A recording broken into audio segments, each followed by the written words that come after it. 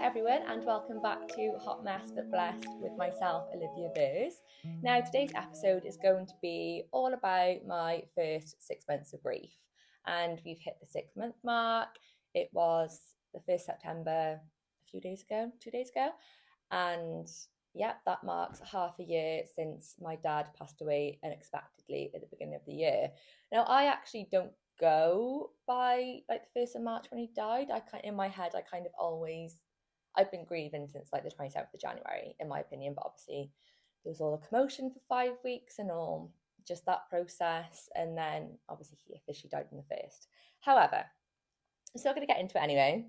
The first 6 months of grief and what I've learned along the way, what I've heard from other people, and the community itself.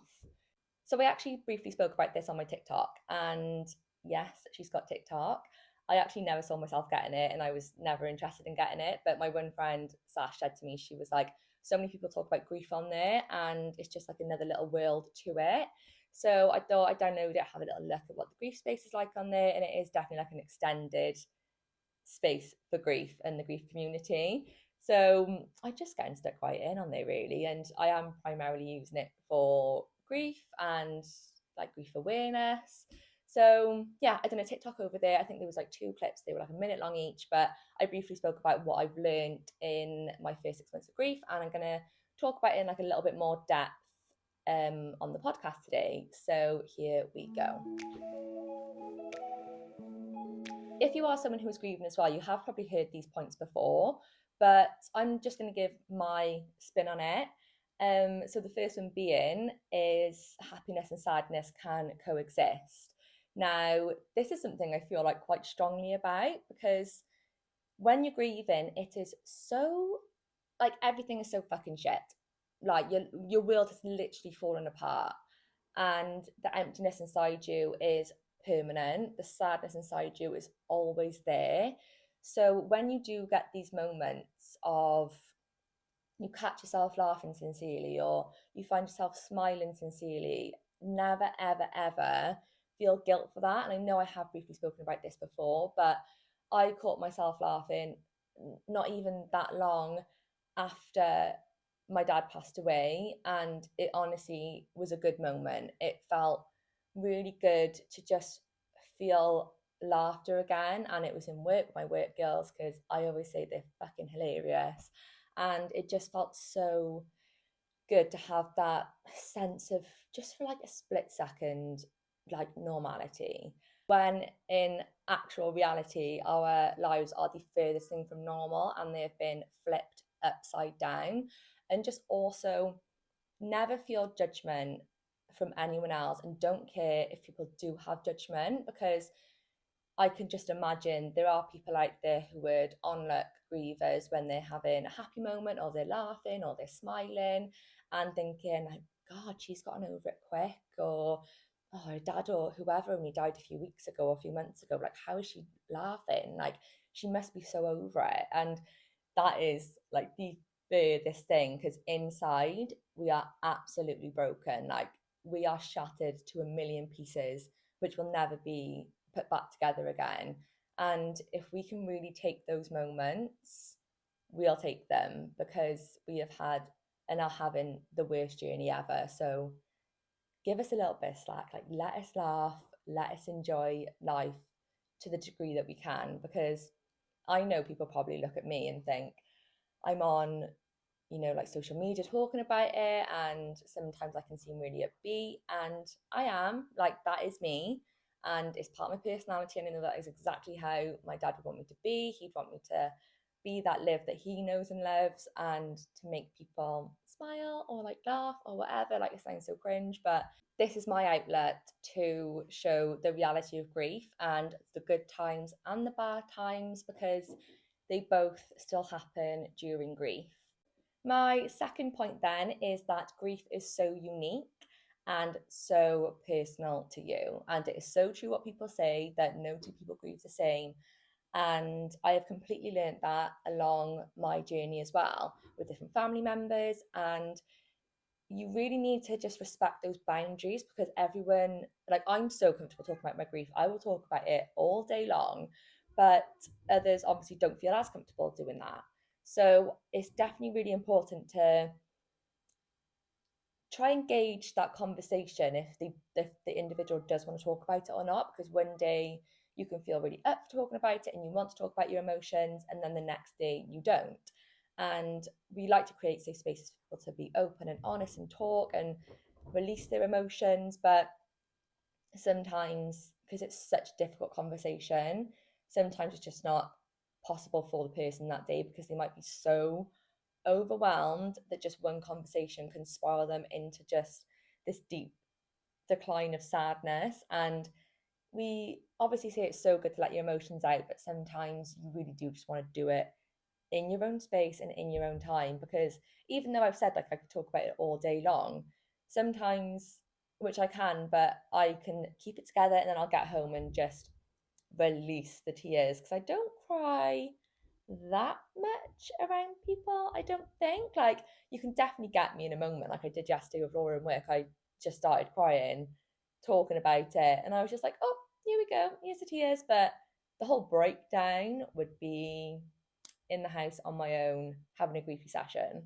But if you are someone who unfortunately doesn't have a safe space around them or people to talk to, or maybe you do have all these people around you, but you just don't feel comfortable talking about your grief, I would 100% recommend journaling. Now, I used to journal like back in my early 20s. I don't know if I actually touched on this before in an episode, but it's a great way to release emotions. And I think I said it before as well, but I read back on it and I go, fucking hell, like she was going through it, and how far have you come, Liv? Like, fucking congrats.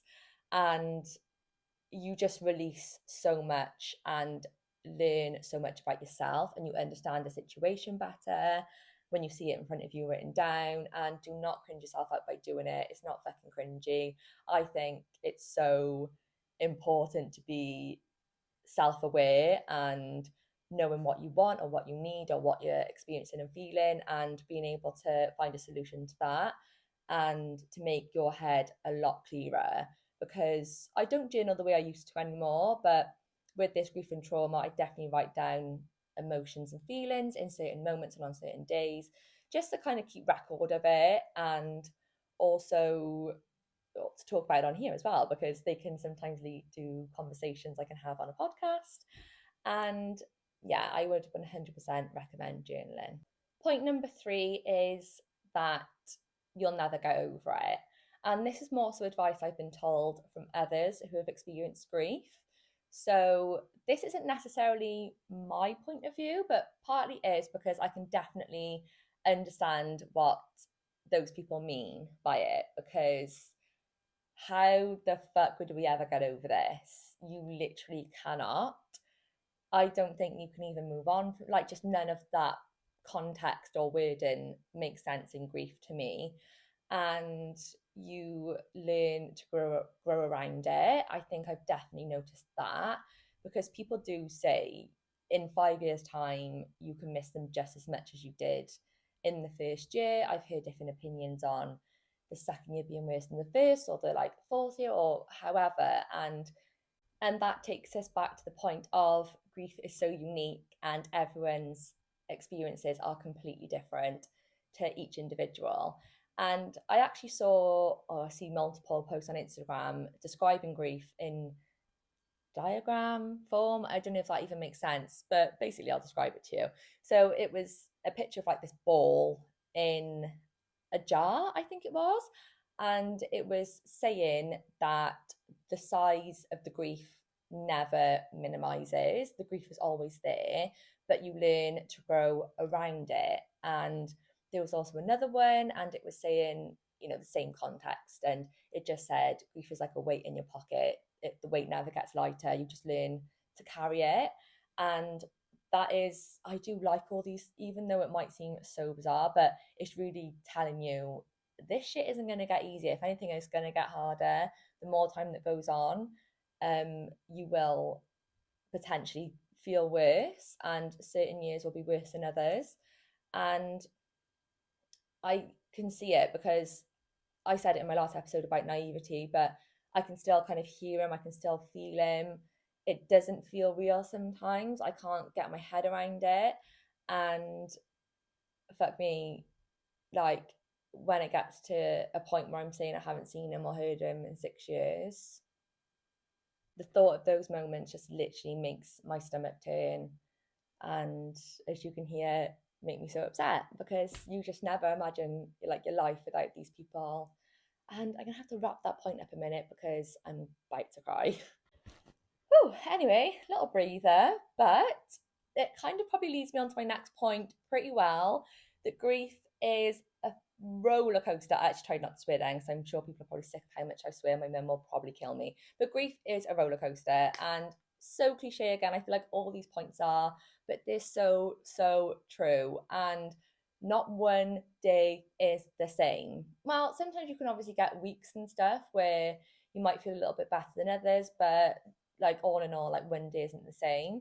And literally, like when I posted my last episode, I actually think I put it on my TikTok or Instagram, and I was like, oh my god, like I feel so good these last few weeks. And grief literally gave me a right hook the day I posted that, which is just so contradicting, but the real harsh reality of grief. And like yesterday, I feel like moments get you, so certain things can really trigger you, and some days they might not though, but then the next day it can.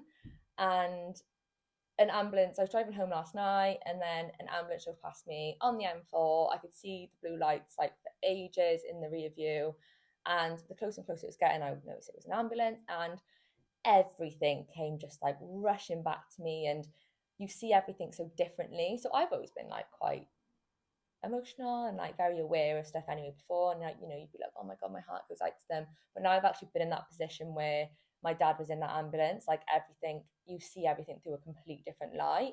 And when it just drove past me with the blue lights on, I just burst out crying. I don't think well, I have had moments like that, that's a lie, but not in a long time, because I just thought my dad was in the back of that ambulance going along this exact stretch of the M4 from the Celtic, like the ICC, to the Heath, and he was in the back of that ambulance losing his life.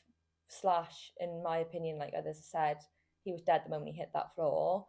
And we were in the car ahead, like head into the Heath, and you people just pull over for these ambulances, and that's so fucking normal, like I do it. But it really does trigger you when you've had an experience with it, because I just know, like potentially, obviously depending on the extent of the injury or whatever's happened, someone's life is just flipped upside down. There's like, god, I'm getting upset in today's episode, but like there's like a daughter who's about to lose their dad, or like a wife about to lose their husband, or like a mother or a father losing their child, or however. And you just see it so differently, and it just really overcame me, because I just thought, I can't believe like I've experienced that hell, and then sitting in the Heath all night waiting to hear if my dad like survived or not. It's just traumatic, as you can hear. But grief is a roller coaster. That can round that one up. Let's try and lift these spirits a little bit a minute then, and talk about a coping mechanism for me, which, as well as my little therapy being hot mess but blessed and my social media outlet. The next coping mechanism for me is humour and positivity. Bit of a weird one, but I do love seeing a bit of dark humour, using a bit of dark humour from time to time. Don't get me wrong, don't use dark humour at me at the moment. Only I can joke about my dead dad. No one else can. And just trying to find the positives in, obviously you can't find positives in death, like my life has been ruined and my family's lives have been ruined, but trying to take positivity into our lives and recognize how lucky we were to have him, and to have him as a dad and a husband and a granddad, Bo Jude. And just trying to create a spin on this grief, which is what I'm trying to do with what I'm doing.